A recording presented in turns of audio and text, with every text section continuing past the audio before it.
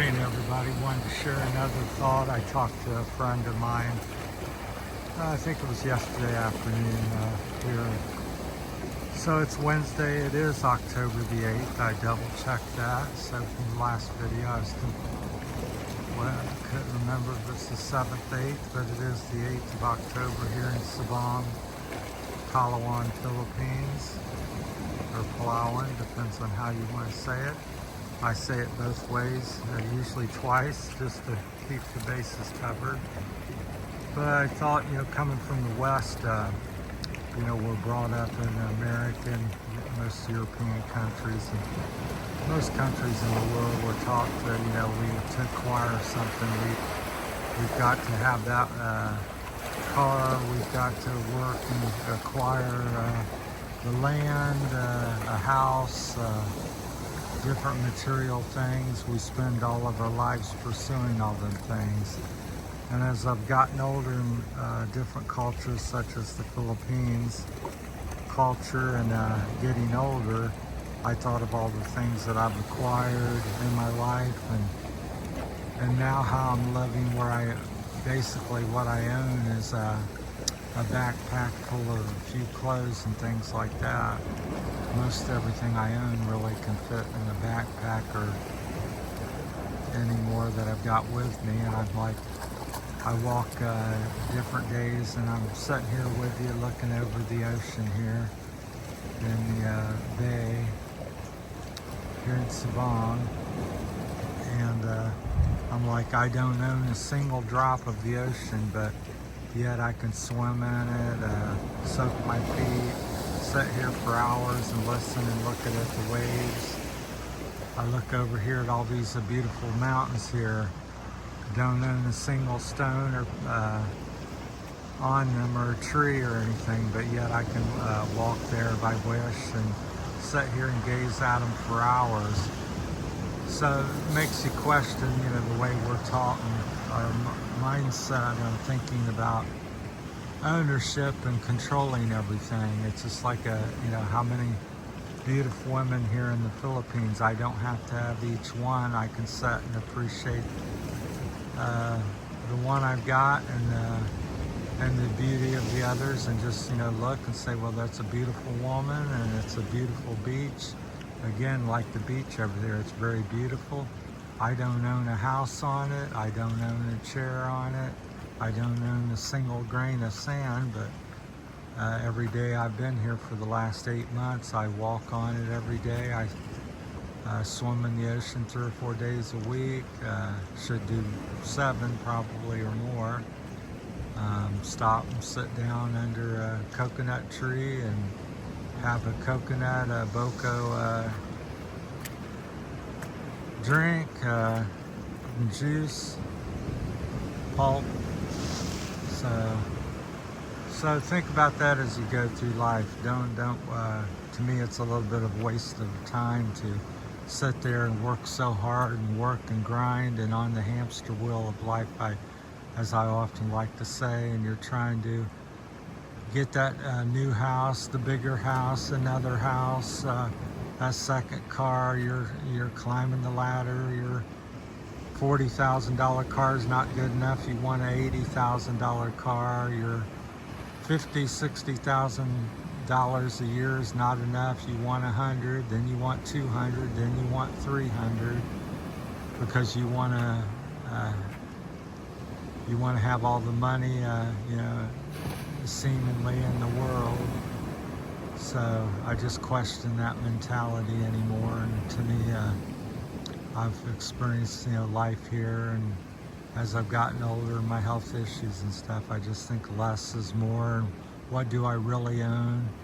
As I said, me and my friend here were talking yesterday afternoon at his restaurant, and I said, we're really, to be honest, you never really own nothing. You're a caretaker or borrowing it. I look at it as a caretaker, because you gotta, once you get the car, you gotta clean it, you gotta maintain it, you gotta fix it and repair and take care of it. And when at some point you get a new one or let it go, or it's no good anymore, and or you're no good anymore. You're done and passed away, and the car or the house or the just like all this, I could work for 20, 50 years to buy Sabong or something, come up with the millions of dollars and pesos that it would take to buy it, or I can just not worry about it and just live. And I think that's how the Philippine people remind me of that here. Many of them have very little to nothing almost material-wise, and yet they are rich in so much other things, such as family and family time for things and people and to socialize. And reminds me of possibly what the American Indians were like. They welcomed the white man when they come, generally Europeans, to the shoreline, and shared their food and land and knowledge, and who owned the land.